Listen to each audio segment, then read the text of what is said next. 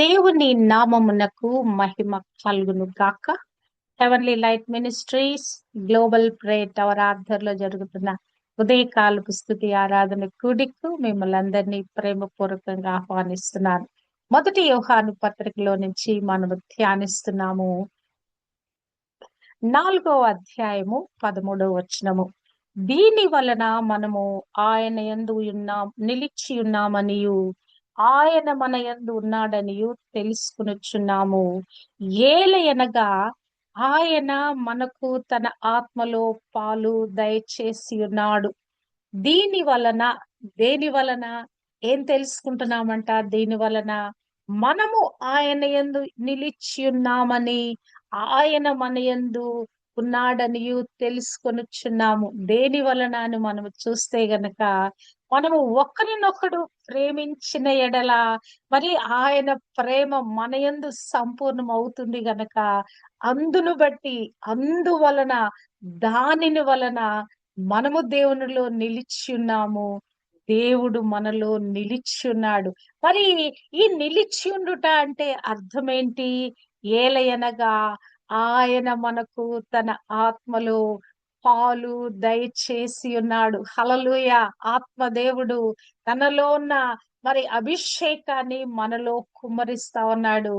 ఆయనలో సంపూర్ణత ఉంది. ఆ సంపూర్ణతలో కొంత భాగాన్ని మనకు అనుగ్రహింపచేసి ఉన్నాడు. ఒక విశ్వాస జీవితంలో పరిశుద్ధాత్మ దేవుడు ఎలా పని చేస్తాడు? పరిశుద్ధాత్మ దేవుడు అది ఒక శక్తి కాదు, గాని ఒక వ్యక్తిగా ఆయన మన జీవితంలో ఆయన ఒక దేవుడుగా, మరి వ్యక్తిగతమైన వాడుగా, మరి చురుకైన వాడుగా, బోధించేవాడుగా, నడిపించేవాడుగా, ఒప్పించేవాడుగా, ఓదార్చేవాడుగా, శక్తిమంతుడుగా మరి ఆయన మరి ఎలాగున మన జీవితాలను నడిపిస్తాడు, ఎలాగున ఆ ఆత్మలో మనం పాలు పొందుకున్నామని ఉదయకాలము మనము ధ్యానిద్దాము.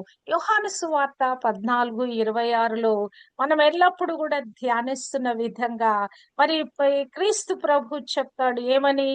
నేను తండ్రి నామమున పంపబో పరిశుద్ధాత్మ సమస్తమును మీకు బోధించి నేను చెప్పిన సంగతులన్నిటినీ మీకు తెలియచేయును. పరిశుద్ధాత్మ మరి 19వ అధ్యాయం అపోస్తల కార్యములో అక్కడ ఏథెన్స్ లో వారికి మరి వాక్యం ప్రచురించిన తర్వాత మరి అక్కడ పౌలు అడుగుతాడు, పరిశుద్ధాత్మను మీరు పొందుకున్నారా అంటే, పరిశుద్ధాత్ముడు ఉన్నాడన్న సంగతియే మాకు తెలియదు అని చెప్పేసి అంటారు. నిజంగా ఇప్పటి వరకు కూడా పరిశుద్ధాత్మ యుగము ప్రారంభించబడి మరి 2000 సంవత్సరాలు అయిపోయినా కూడా ఇంకా చాలా సంఘాలలో పరిశుద్ధాత్ముడు ఉన్నాడన్న సంగతే గ్రహించకుండా ఇంకను విశ్వాసులు, సంఘాలు, సేవకులు, నాయకులు కొనసాగుతున్నారు. అంటే ఆయన ఆయన ఒక వ్యక్తిగా మన జీవితంలో తండ్రి, కుమార, పరిశుద్ధాత్మ త్రియేక దేవునిగా మనలో కార్యం చేస్తాడు, మనలో వచ్చి నివాసం చేస్తాడు.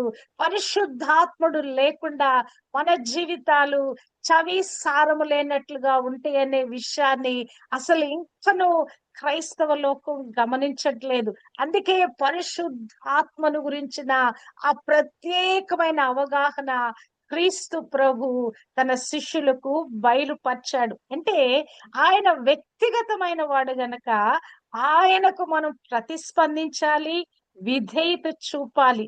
అంతేకాదు ఆయన కూడా మరి ఆ త్రిత్వంలో ఒక భాగం కనుక ఆయన కూడా పరిశుద్ధుడు.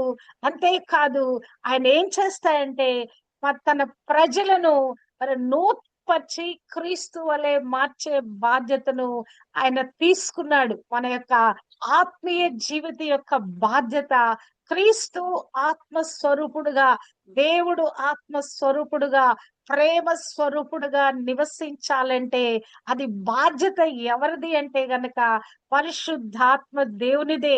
ఆయన చేసే కార్యము మనం మేల్కొల్పటమే కాదు, మనం ఒప్పింప చేస్తాడు కదా.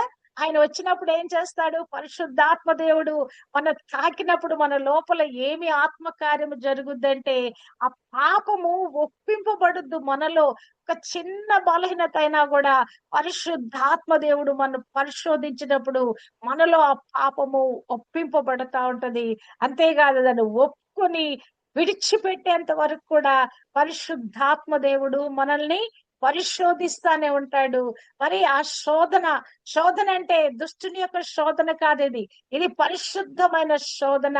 మరి ఆ మనను ఒప్పింప చేసి తండ్రిలో క్రీస్తులో మమైకపరిచే ఆ శోధనతో ఆయన మనల్ని పాపము నుండి ఒప్పింప చేస్తాడు. అంటే ఒప్పింప చేయటం అంటే అపరాధ భావంలోకి మనల్ని తీసుకొని వెళ్ళడు. అంటే అసలు దాన్ని విసర్జించే శక్తి మనకు అనుగ్రహింప చేస్తాడు.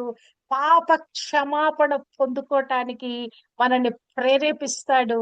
మనం పోగొట్టుకున్న నీతి తిరిగి మన జీవితంలో తిరిగి పొందుకోవటానికి మరి మనల్ని ఆ మార్గంలోకి మనను మళ్ళింప చేస్తాడు.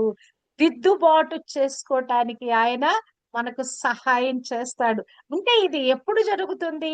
ఎప్పుడైతే నూతన జన్మానుభవంలోకి మనం వెళ్ళామో, ఒక నీటి మరి బాప్తీసు అనుభవమే కాదు గాని ఆత్మ బాప్తీస్మపు అనుభవంలో కూడా మనము వెళ్ళగలిగితేనే ఈ యొక్క కృప లేకుంటే ఈ దిద్దుబాటు కార్యము మనలో జరుగుద్ది కదా. ప్రభు చెప్తాడు అక్కడ నీటి మూలంగా జన్మించాలి, ఆత్మ మూలంగా జన్మించాలి. ఆత్మ మూలంగా జన్మించితేనే, రెండు మారులు పుడితేనే నువ్వు పరలోక రాజ్యంలోకి వెళ్ళగలవని నికోదేముతో చెప్పిన మాట అక్షరాల సత్యము.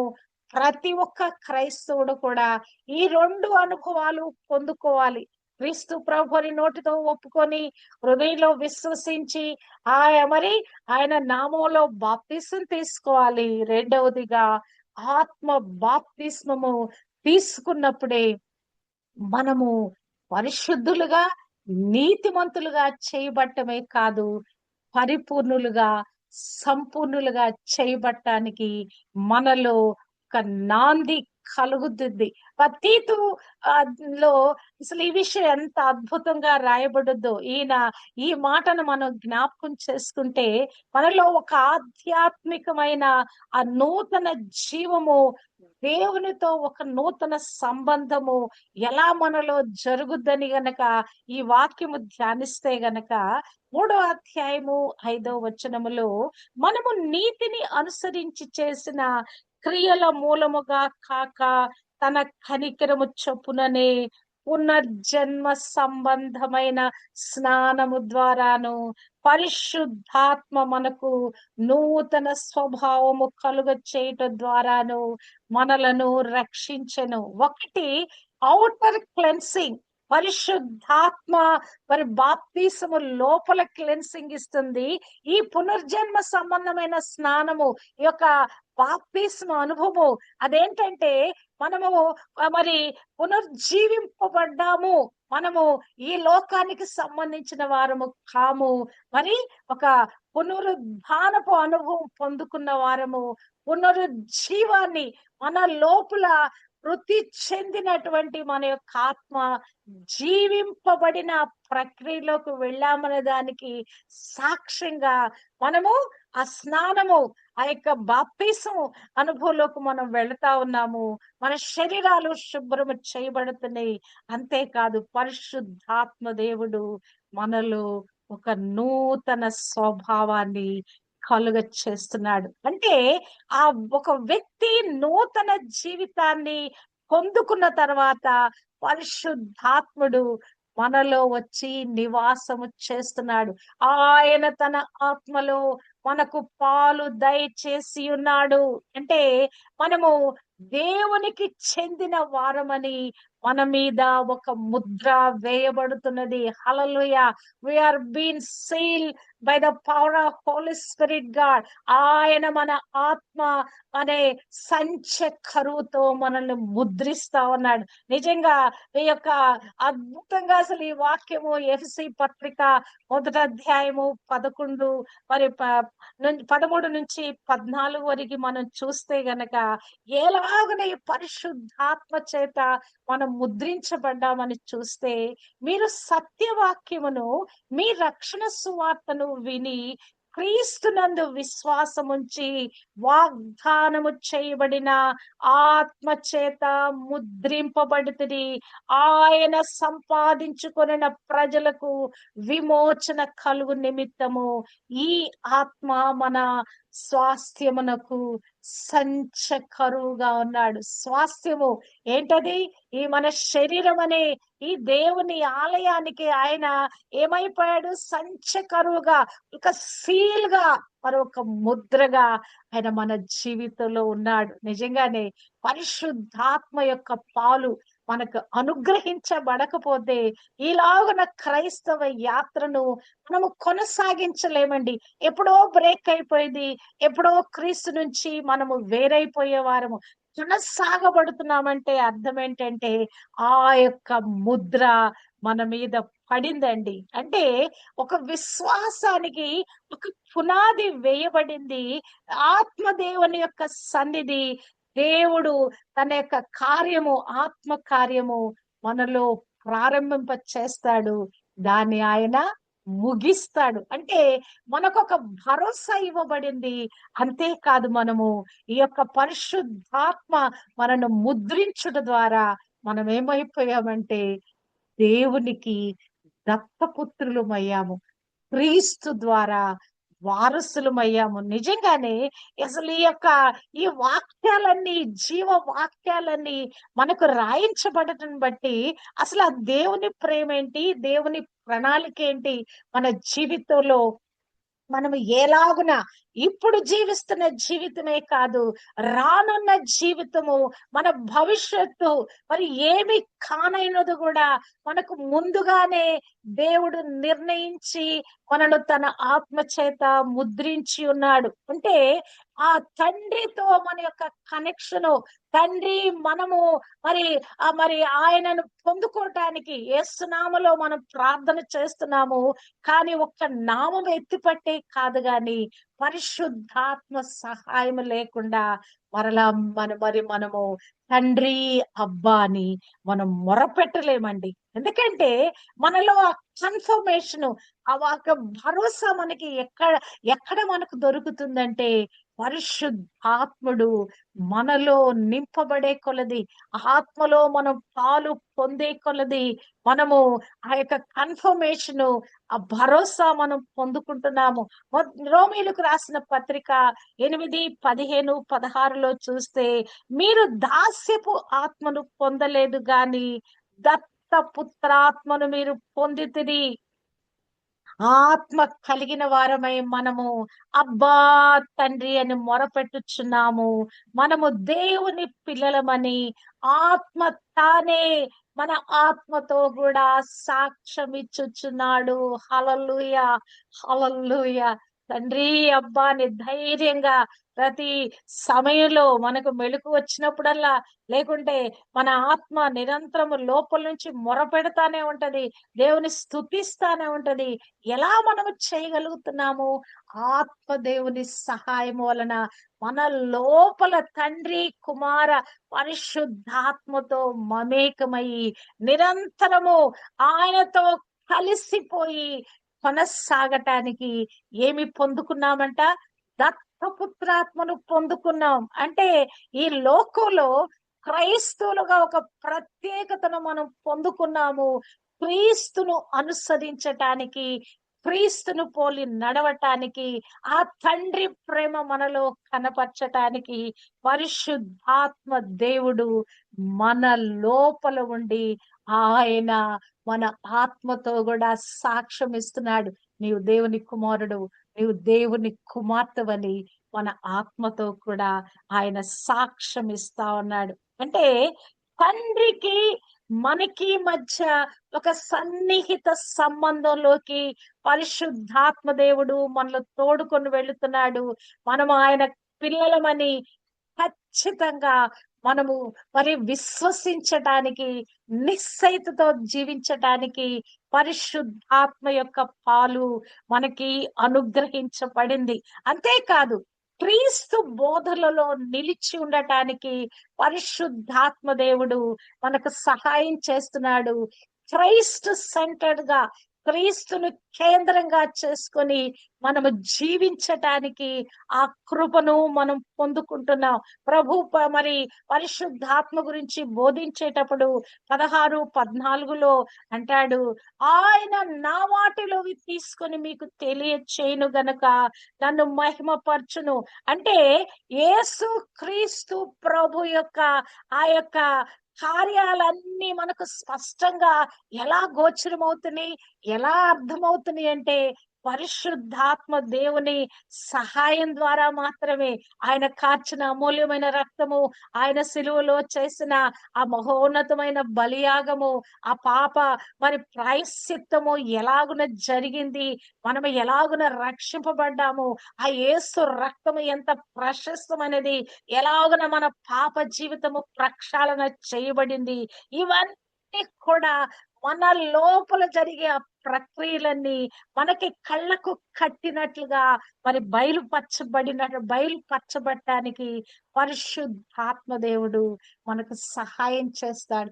క్రీస్తు చేసిన కార్యాన్ని మనము ఈజీగా నమ్మివేయటానికి, మనస్సంతటితో నమ్మివేయటానికి, ఆ నమ్ముట ద్వారా ఈ రక్షణ అనే ప్రక్రియలో కొనసాగటానికి పరిశుద్ధాత్మ దేవుడు మరి మనకు సహాయం చేస్తాడు. అంతేకాదు, కాలక్రమేణా పరిశుద్ధాత్మ దేవుడు మన స్వభావాన్ని మారుస్తూ ఉంటాడండి. ఒక రూపాంతర స్థితిలోకి మన తోడుకొని వెళతాడు. ఆయన మహిమలోకి మనలో తోడుకొని వెళతాడు. 2వ కొరింథీయులకు రాసిన పత్రిక 3:18 మనము చూస్తే అసలు ఈ మాట ఎంత అద్భుతంగా ఉంటదంటే, మనమందరము కూడా ముసుగు లేని ముఖంతో ప్రభు యొక్క మహిమను అద్దము వలె ప్రతిఫలింప చేయుచు, మహిమ నుండి అధిక మహిమను పొందుచు, ప్రభువగు ఆత్మ చేత ఆ పోలికగానే మార్చబడుచున్నాము. హల్లెలూయా. మన శరీరాలు, బాహ్య శరీరాలు మరి మరి వయసు పెరిగే కొద్దీ కృషించిపోతా ఉన్నాయి, అందము తరిగిపోతా ఉన్నది, బలహీనంగా కనపడుతున్నాం. కానీ లోపల జరుగుతున్న ప్రక్రియ ఏంటంటే, ప్రభు యొక్క మహిమను అద్దము వలె ప్రతిఫలింప చేయుచు ఏం పొందుకుంటున్నామంట? మహిమ నుండి అధిక మహిమను పొందుకుంటున్నామంట. ఇది ఎలా సాధ్యమవుతుంది? పరిశుద్ధాత్మ మనలో నివాసము చేయుట ద్వారా మాత్రమే. ప్రభువగు ఆత్మ చేత ఆ పోలికగానే మార్చబడుచున్నాము. హల్లెలూయా, హల్లెలూయా. దేవుని పోలికలోకి, ఆ పరిశుద్ధ పోలికలోకి మనము రూపాంతరము చేయబడుతున్నామండి. ఆ రూపాంతరము చేసే ప్రక్రియలో పాపాన్ని జయించే శక్తి, పాపాన్ని ఎదిరించే శక్తి దేవుడు మనకు అనుగ్రహింప చేస్తున్నాడు. పరిశుద్ధాత్మ శక్తి ప్రభావము ద్వారా దుష్టుడైన సాతానుని, లోకాన్ని, శరీరాన్ని ఎదిరించి శారీరక క్రియలను చంపివేసే ఆ యొక్క కృపను మనం పొందుకుంటున్నాము.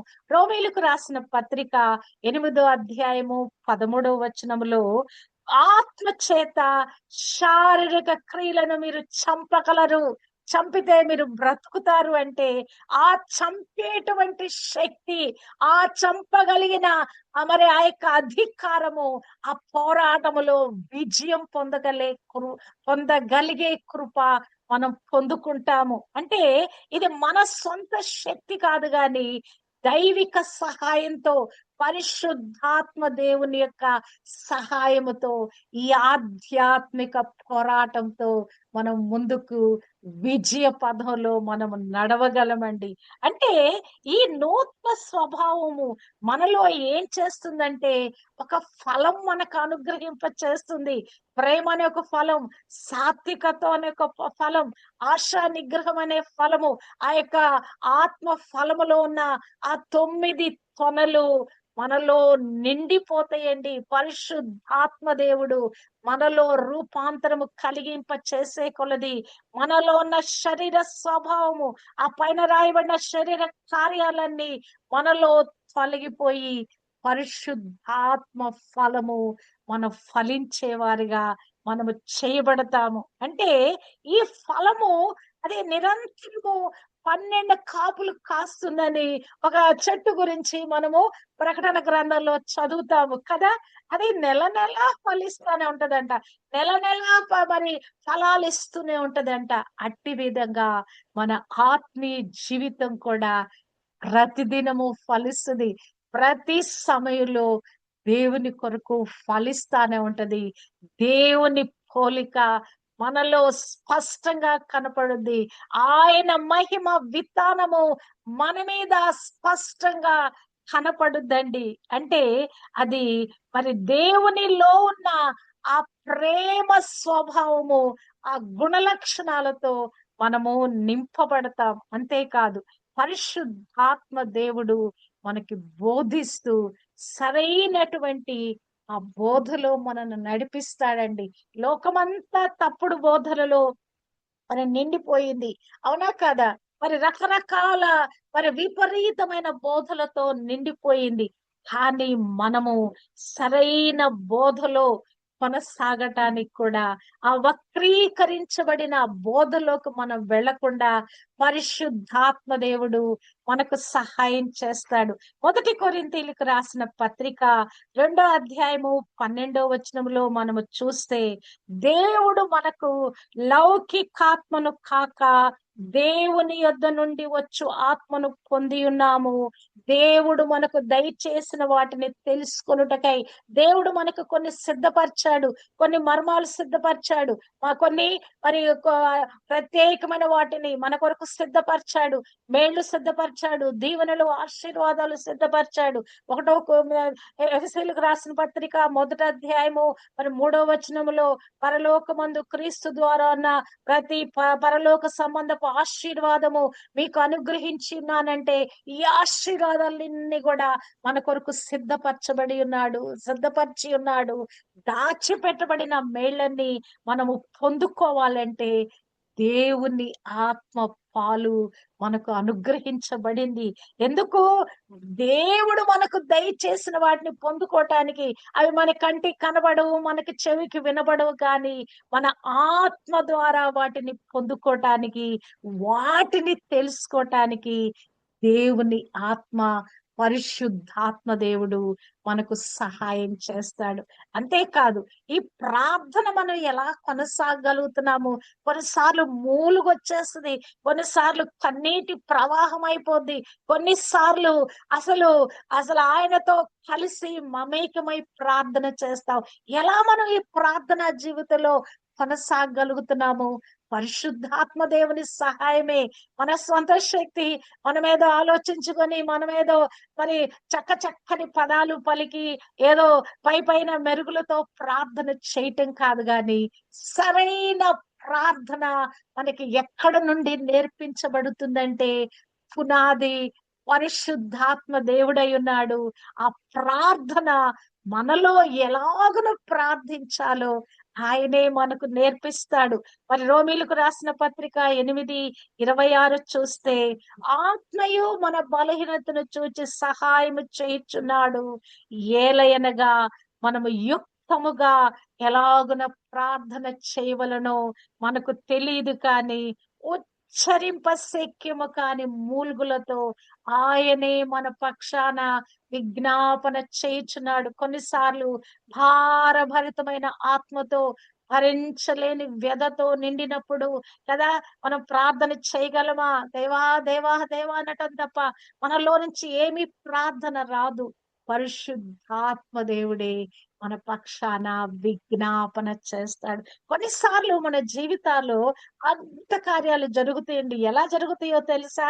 పరిశుద్ధాత్ముడు మనలో ఉండి ప్రార్థన చేయడం ద్వారా, మనమేదో పెదవుల నుంచి వచ్చి చేసిన ప్రార్థన కాదు, ఆత్మదేవుని సహాయము ద్వారా మనము చేసే ప్రార్థన నిశ్చయంగా దేవ్ దేవుని యొక్క చెవులకు తాకుతుంది. దేవుడు ప్రార్థన ఎలా వినగలడు అనే అటువంటి విధానములో పరిశుద్ధాత్మ దేవుడు ప్రార్థన చేస్తాడు. మన పక్షాన విజ్ఞాపన చేస్తాడు. తండ్రి యొద్ద నుంచి మనం ఆ జవాబు యేసుని నామంలో మనం పొందుకుంటాం. అంటే ఇది నిశ్శబ్దంగా మన లోపల జరిగే లోతైన కార్యమండి. అంటే మరి విశ్వాసులుగా మనం చేసే ప్రార్థన కాదు గాని, పరిశుద్ధాత్మ దేవుడే మన లోపలుండి ఆ ప్రార్థన చేయటం ద్వారా ఈ యొక్క జీవితము విజయ పదంలో నడవటానికి దేవుడు కృప దయచేస్తున్నాడు. అంతేకాదు, మనకి ఇవ్వబడిన కృప, మనకొక భరోసా ఇవ్వబడింది.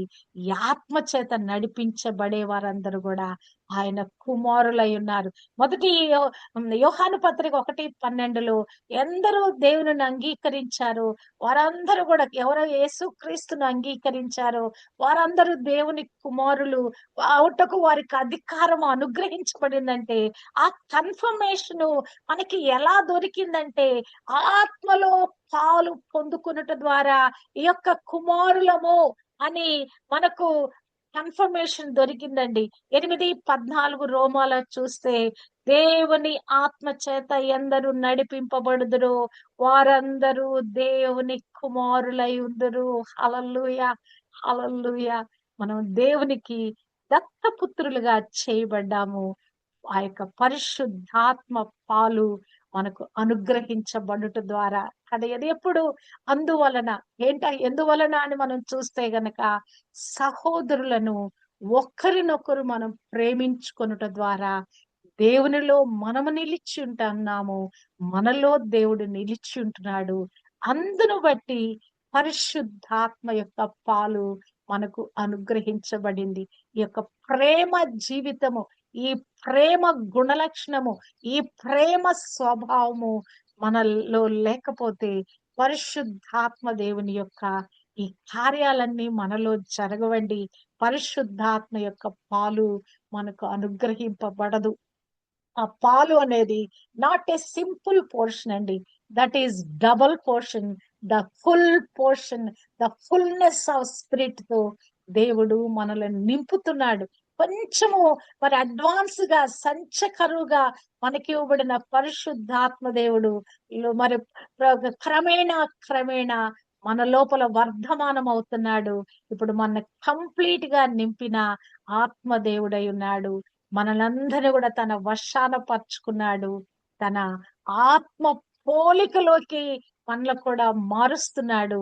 తండ్రికి ఇష్టులైన కుమారులుగా, దత్తపుత్రులుగా, మరి ఆయన మహిమలో పాలు పొందిన వారుగా, ఆ మహిమను ప్రతిఫలింప చేయువారుగా, ఆత్మ చేత ఆ పోలికగానే మనం మార్చబడుతున్నాము. కనుక మనమందరము పరిశుద్ధాత్మ దేవునికి అనుకూలుగా, ఇష్టలుగా, ఆయన ఆత్మ తాకిడి ప్రభావంలో మన జీవితాలను కొనసాగింప చేయటానికి దేవుడు తన కృప మనకు అనుగ్రహింప చేయును గాక. ఆమేన్.